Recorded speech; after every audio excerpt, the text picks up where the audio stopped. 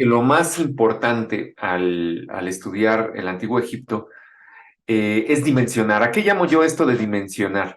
Es muy fácil escuchar que nos dicen que las pirámides fueron creadas por ahí del 2500 antes de Cristo, que las culturas antiguas del 3000, pero no dimensionamos realmente lo que esas cifras significan.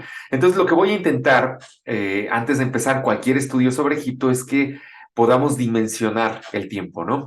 Entonces, vamos a ver si lo logramos. Vean, por ejemplo, tengo esta cultura que dice aquí de la cultura Badaria del año 5000 antes de Cristo, ¿no? Entonces ya tenemos asentamientos ahí en esta región de Egipto en el 5000.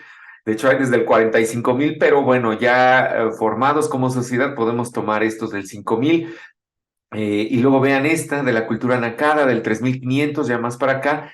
Y luego tenemos en el año 3100 la paleta de Narmer.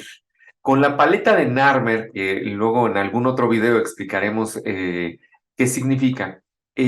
Con esto se da por iniciado el periodo dinástico de Egipto. ¿Qué es esto? El periodo de los reyes, ¿no? Que precisamente con el rey Narmer, que aquí está, vamos a empezar todas estas dinastías de Egipto y toda la historia del antiguo Egipto, ¿no?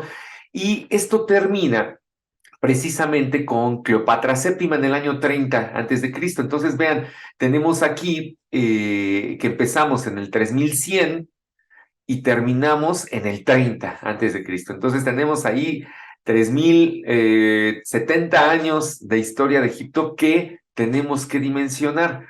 ¿Por qué? Porque déjenme usar una gráfica para esto. Vean, aquí les estoy poniendo los años, ¿no? 3100 hasta el 2023 que estamos ahorita. Entonces vamos a intentar ver qué es lo que pasa en todo este lapso de tiempo. Pongamos en el año cero el nacimiento de Cristo. Entonces, vean, es más cercano el nacimiento de Cristo a nosotros que a la paleta de Narmer. ¿Ya vieron?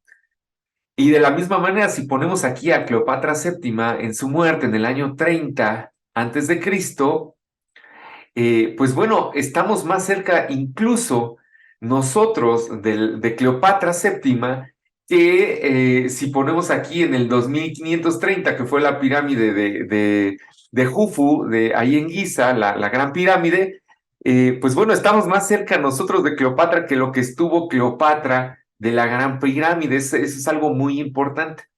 Entonces, vean, aquí tenemos el inicio de las pirámides con la pirámide de Saqqara, de Djeser.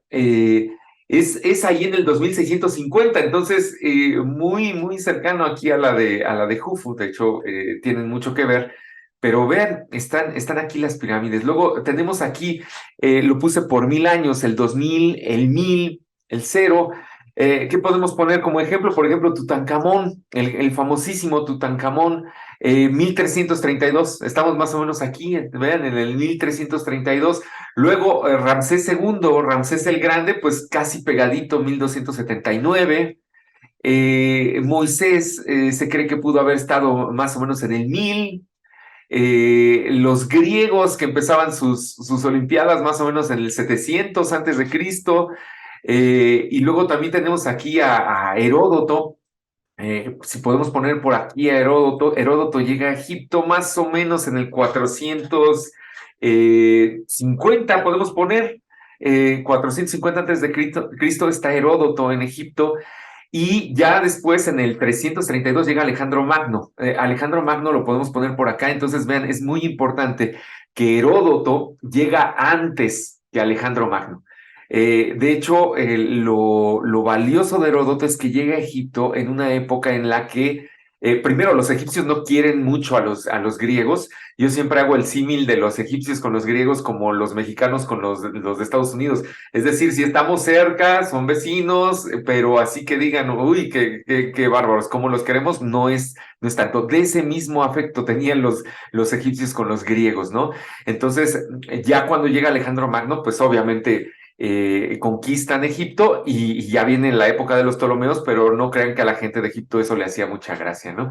Entonces, bien, luego después de aquí pues nos vamos al cero, nacimiento de Cristo. Vean, las pirámides de Teotihuacán se cree que fueron construidas de más o menos desde el 100 al 250 después de Cristo.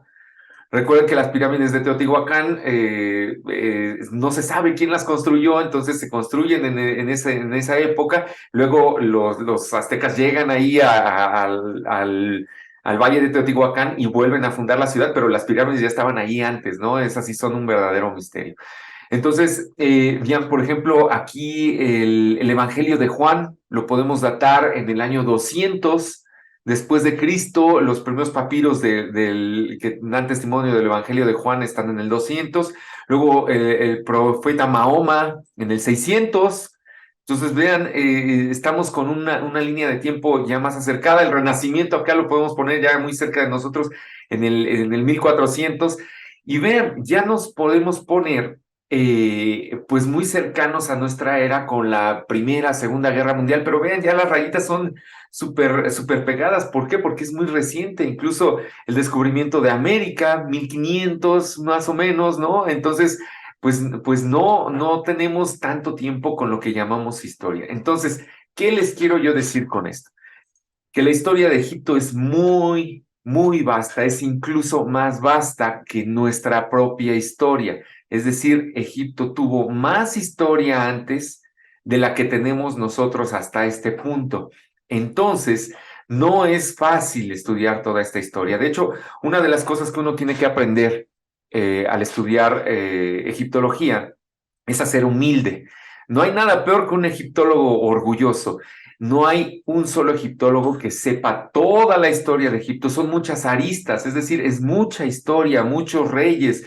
Hay geopolítica, hay matemáticas, hay religión, hay simple política, hay de todo en la historia de Egipto. Entonces, el considerar que alguien pueda saber todo el conglomerado de cosas que pasó en Egipto es ilusorio, es ridículo incluso. Entonces, uno debe de aceptar que uno puede especializarse en ciertas cosas, ¿no? Entonces, por ejemplo, Caitlin Martínez, la famosa egiptóloga dominicana, pues está enfocada literalmente sobre Cleopatra VII, la va a encontrar y está sobre eso. Entonces, ella se especializa en esta época ptolomaica de Egipto.